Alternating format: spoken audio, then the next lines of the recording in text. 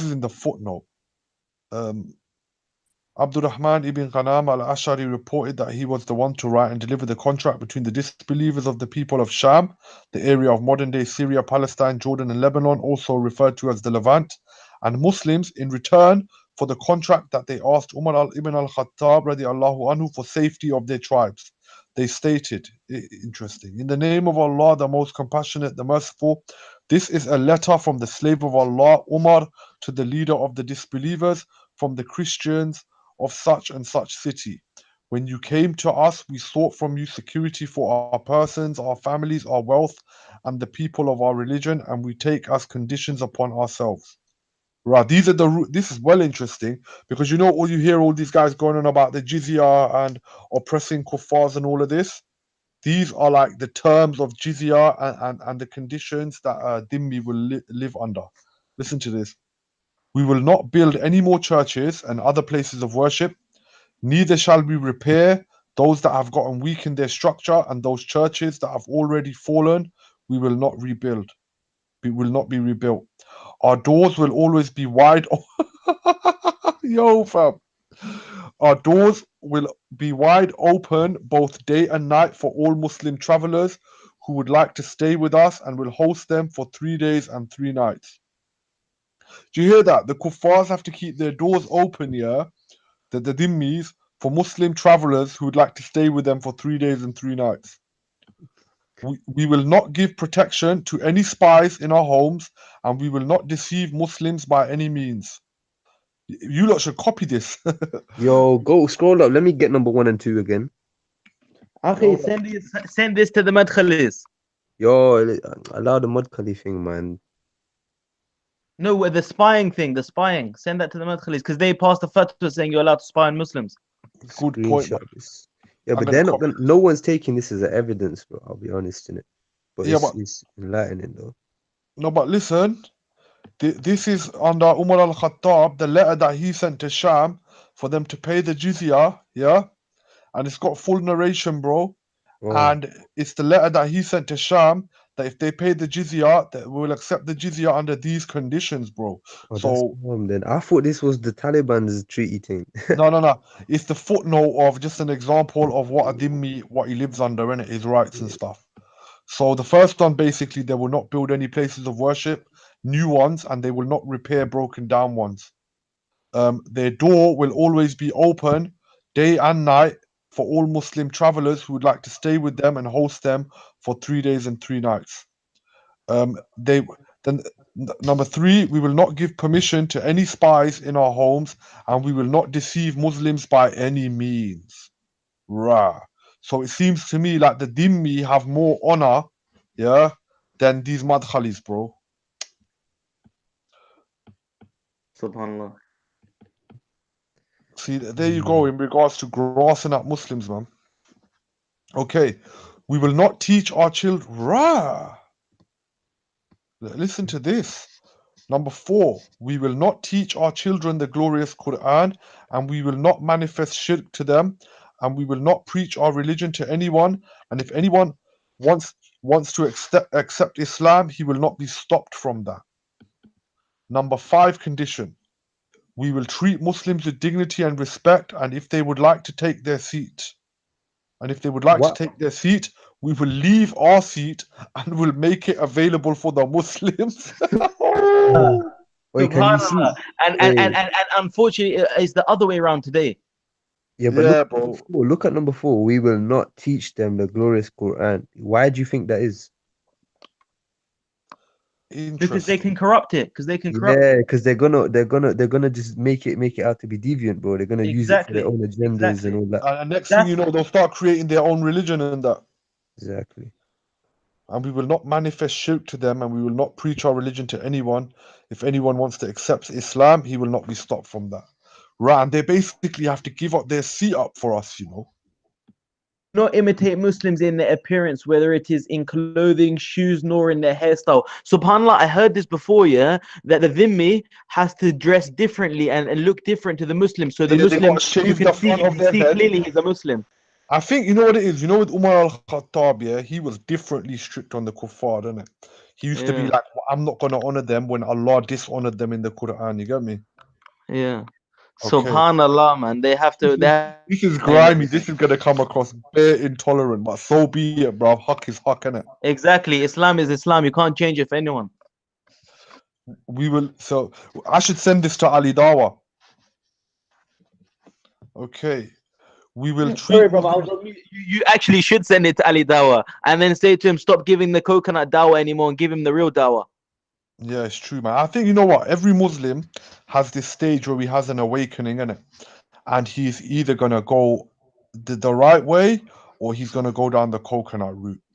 Yeah. And you know the coconut route doesn't cause you any problems.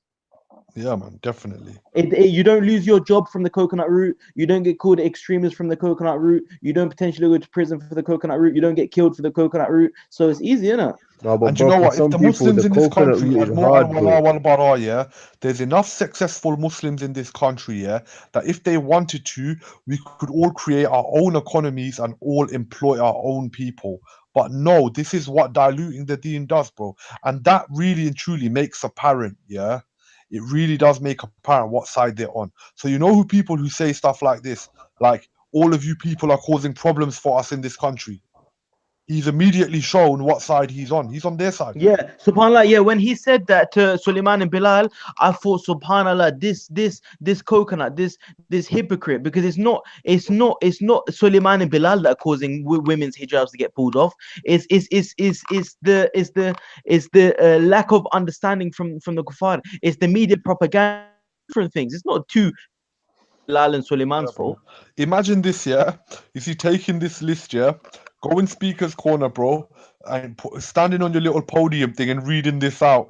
Everybody would go nuts, bro. I swear. Yeah, Like, you know who you'd have fighting you first? The Muslims. definitely. We don't agree with him. He's a Khariji. Do you agree with Bin Laden? Exactly. Yeah. Do you agree with Bin Laden? Do you speak Arabic? Do you speak Arabic? No, but yo, Tell it's me, true tell though. me the conditions of wudu. Yeah, but you have to Exactly. say though, you have to say because if a Shia came and started reading out Sunni sources, bro, we're all gonna be suspicious, bro. You get me? It's not just like, you know, you're not just gonna be all like lovey-dovey with him just because it's part of All our right, stuff. let's go through these conditions, bro. It looks nuts. All right. Go on. Okay. We will not teach, or we read that Quran one, not teach our kids Quran, and we will not stop anyone from accepting Islam. We will treat all Muslims with dignity and respect, and if they would like to take their seat, we will leave their seat and will make it available for the Muslims. Number 6, we will not imitate Muslims in their appearance, whether it is in their clothing, shoes, nor in their hairstyles. Number 7, we will not speak the language of Muslims. Subhanallah. Subhanallah. No Arabic for you. Wow. Peak. We will not ride the horses with the saddle, nor will we keep or hang swords.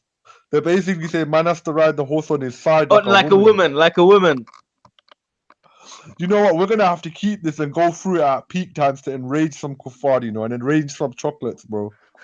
Um, we will destroy the chocolate now and put it in the ground, bro. I swear. Oh, subhanallah. You know what? This actually just destroys like literally every single madkhali and coconut. Yeah, definitely, bro. And you So know now what they'll say? You know what they'll say? they'll They'll say, become no, Mu'tazila, bro.